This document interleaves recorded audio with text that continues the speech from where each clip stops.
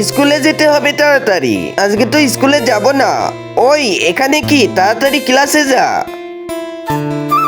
May I come in ma'am? তুমি late করে এসেছো, বাইরে চলে যাও। ম্যাম তো একে কিছুই বললো না দেখতেছি, আজকে মনে হচ্ছে ও বইটা আনেনি। এরপরে কি হলো দেখতে।